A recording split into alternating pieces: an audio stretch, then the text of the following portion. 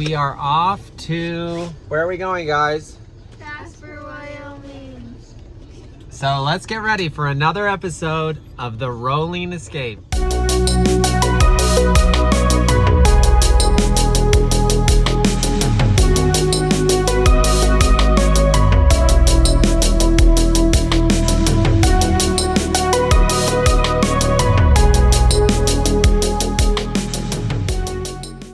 We stopped here at Martin's Cove and Devil's Gate, which is a Mormon Pioneer history trail. This is an area that we're going to learn more about, but again, more about the Mormon Pioneers and the trek that they took across the United States. And we were talking about this earlier today, how easy we have it today. In less than 30 minutes of travel, we went further than they would in an entire day. And Kennedy had 2 classes via Zoom today. So we're trekking down the road at 70 miles an hour. And we are, streaming from a satellite. Our lives are definitely easier than those early pioneers who trekked across the country in harsh conditions. Many of the areas that we have traveled through today, there's no shade, there's no trees. You wonder where the water is. And so, what a time it must have been. When we arrived on site, there was a docent that provided us with some of the history of the area. The reason that's important is because the immigrant trails came through. California, Oregon, Mormon Pony Express all came through. The Rattlesnake Pass? Yeah. One trail out to the South Pass, which is about 70 miles west of here. When I got here to start with, I thought, well, they probably come through that opening there, which is Devil's Gate. But although it's wide at the top, it's really narrow at the bottom, and it only has room for the Sweetwater River to flow through it. Okay.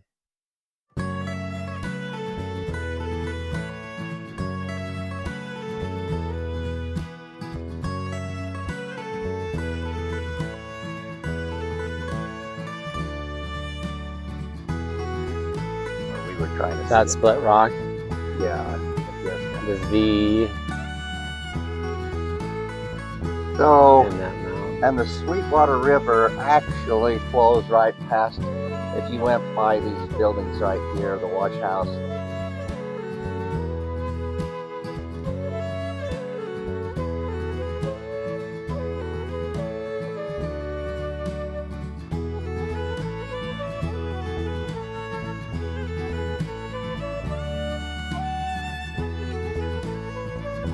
And what's the significance of Martin's Cove? Explain that. It was off of the beaten trail. There was a cove that the rescuers knew of. In fact, prior to rescuing the Martin Company, some of the rescuers had spent some time sheltering up from the storms in Martin's Cove.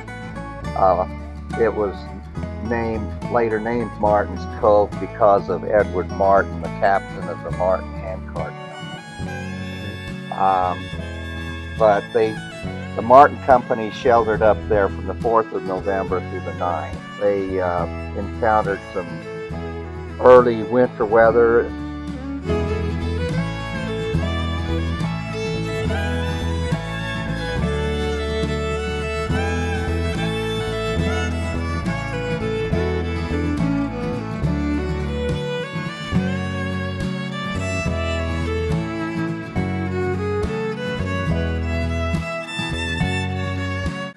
Thought we'd give them a real life experience.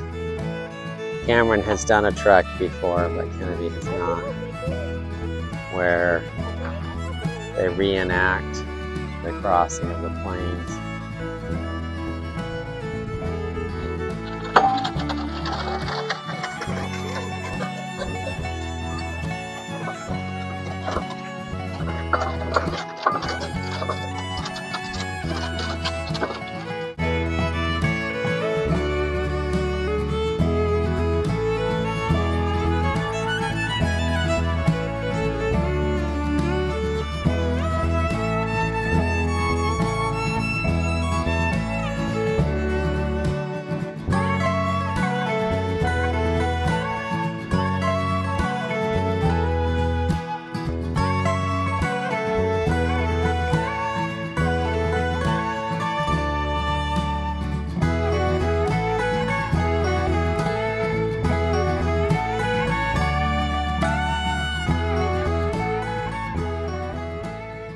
Several noted historic sites and landmarks are located in this area.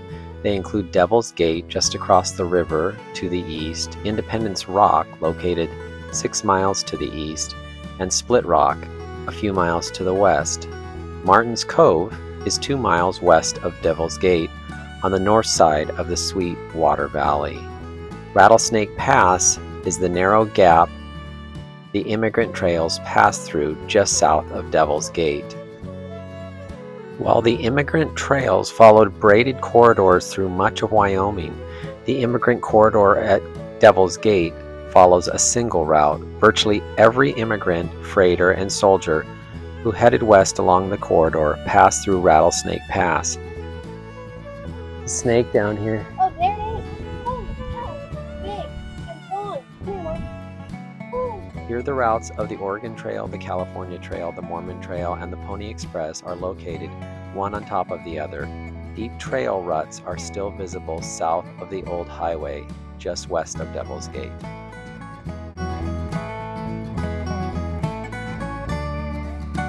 It's an eagle. I don't know if we're going to be able to catch it. There he is. A bald eagle.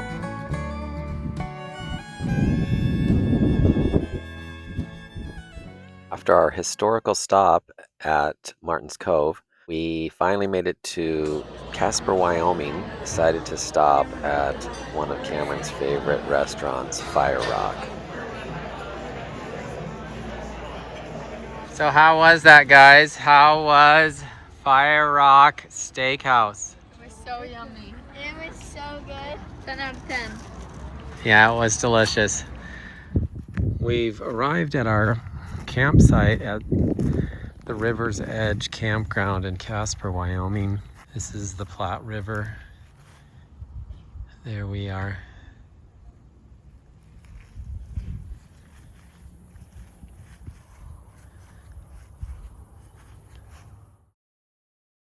Supposed to be in the mid-90s today.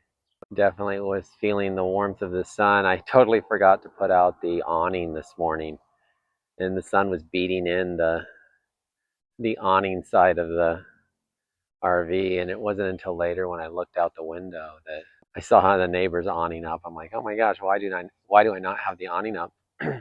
Again, this is the Platte River. Definitely has a steady flow. So while we're here in Casper, it's mainly just we're going to be doing some visiting with some people and definitely some errands. We need to get our Blackstone propane tank filled. We need to stop by and get restocked up at Walmart on some food items, stuff like that. There's these big kind of almost like pelican looking birds out here. Not sure exactly what they are. Also, a word of advice. We checked in yesterday. It was after hours, so our slip was just left there outside of the office. And it said electric only site. I had forgotten that I guess it was electric only, but that is deceiving. So we had been traveling obviously without, with minimal water in our water tank just to lighten the load. And before going to our site, I went and filled up the water tank completely, figuring that we had no water, that we had electric only. And then when we went down to the site, we had water and electric, just no sewer. So it's not that big of a deal. We're just, everybody's taking showers this morning and before we go out and run our errands today. Oh, here's these birds. Yeah, before we go out and run our errands today, I'll just stop by, empty our gray tank. I have a water, like a gallon counter, if you will, that goes on the end of the hose. So before we travel, I usually will put like 10 gallons in the fresh tank just so we can flush the toilets, wash our hands while we're on the road and stuff, but to minimize the weight of the water. So we'll do that as we take off to South Dakota, which is tomorrow. Another thing that happened to us yesterday is we definitely got too low on fuel. As we came into Casper, I got a message in the info center of the RV that said, your fuel level is low, you're operating on reserve fuel. And then at the same time, our diesel, I think it's called a diesel particulate filter, which are in all these new diesels where you add the DEF fluid and all, they have these emissions systems. And after so much time, your diesel particulate filter will fill up and show, eventually get to 100%. And then there's like a burn off that they say, that's, you do not want to be shutting the engine off. In fact, you want to be driving when it's essentially regenerating or burning off all the buildup in the diesel particulate filter, because it needs to be hot. And so we were like out of fuel, yet we needed to let that go through its cycle. So we were like driving around trying to, and of course it happened exactly when we got here and wanted to stop and fuel up, but we just kept driving around until it went from 100% back down to 0. And then we got some fuel. The National Historic Trails Interpretive Center in Casper, Wyoming. Got a great view from up here. Sits up on the hill. And I catch a glimpse over there of the Platte River.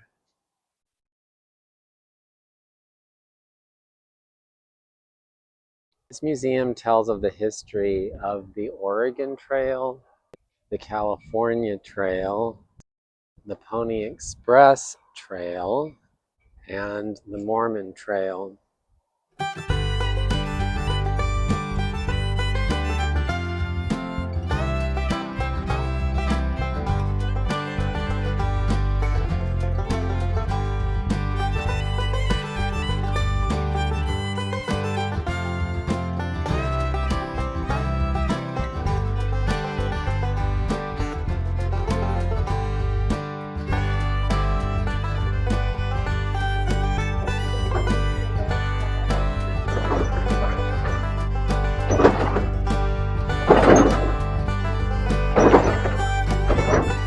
Isn't it weird how it actually feels like we're doing this?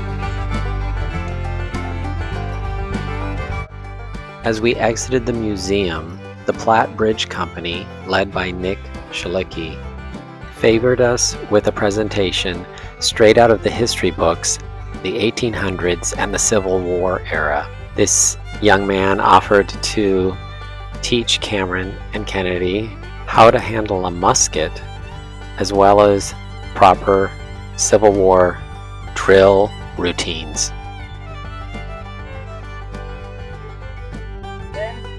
Left shoulder shift, you just kick it out. Then you'll have one of these, it's called a cartridge. You'll flip this open, tear this cartridge, spit out the paper, charge it. That's where you're putting the gunpowder in, right? Yep, and the bullet. So the bullet will probably sit about right here. Then spring rammer, then ram cartridge, withdraw rammer, Then prime. You're full of mercury fulminate. Then you stick that right on the nipple right there. I'm not allowed to on BLM land. I will talk to my superior and see if I can shoot. Then just ready, aim, fire. Now, throw it up. This was the most popular cavalry carbine used by the United States Cavalry during the Civil War. And is this a replica of a cannon that would have been used? Third scale replica of a Napoleon siege cannon. He is the master of the cannon, so I'll let you in. A couple of things I need to do to get these gentlemen ready to fire. One, I need to make sure that all of these weapons are clear. So we're going to check the muskets. As you can see, Nick looks like he's straight from the Civil War, or at least straight from the cast of Dances with Wolves. Very loud, okay? And then we'll go through what's called loading in 9 times. So I'll give them each command to load. That's when we're actually loading. When you hear me say ready, get prepared. When I say aim, cover your ears, and you'll never hear the fire. Okay, if we do things right, you'll never hear the fire. Section R. Nick showed us all of the steps and all of the commands needed to fire off one shot back during the Civil War time. Clear weapon. So they're going to prime it. They're going to put a cap on the end of it. They're going to point it down at the ground. And notice I moved out from the front. Fire in the hole. Fire in the hole. Fire in the hole. Attention, company. Load. There's command number 1.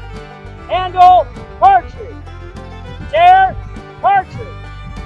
Spit that tail out. Spring rammer.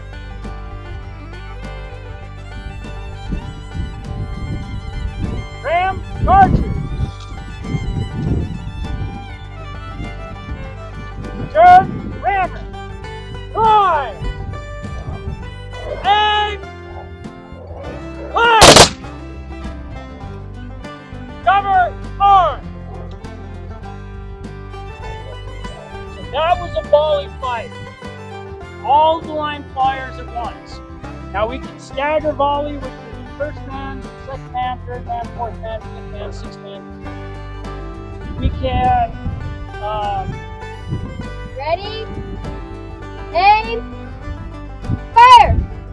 Due to the procedures to shoot off a gun in the Civil War, we asked Nick how quickly the soldiers could reload and get off another shot.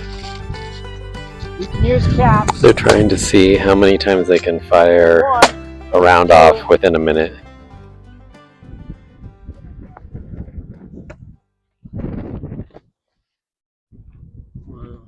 Yeah, we're cooking Chef's dinner. Are you really? What do you got cooking there? Oh, it looks great. Everybody loves their chicken and noodles. Yeah.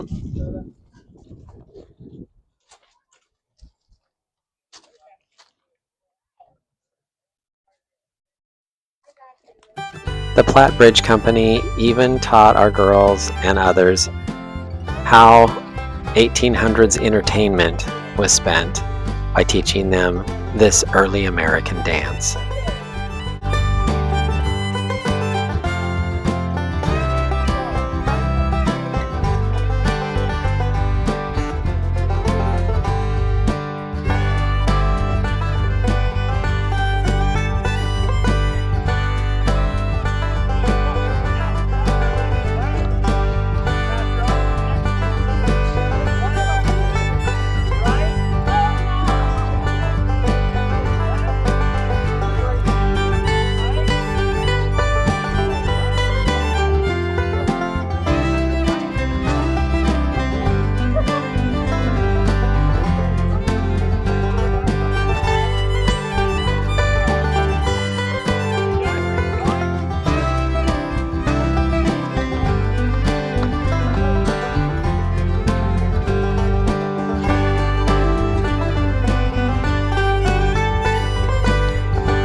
If you ever get a chance to spend time with Nick Shalecki and the Platte Bridge Company, I highly recommend it.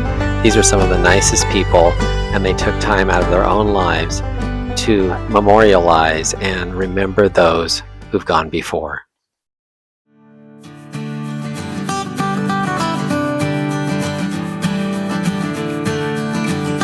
We really enjoyed our time in and around Casper, Wyoming, our opportunity to learn about early American history. Don't forget to look for our next episode as we explore Devil's Tower and Spearfish, South Dakota. Thanks for watching. Don't forget to like and subscribe.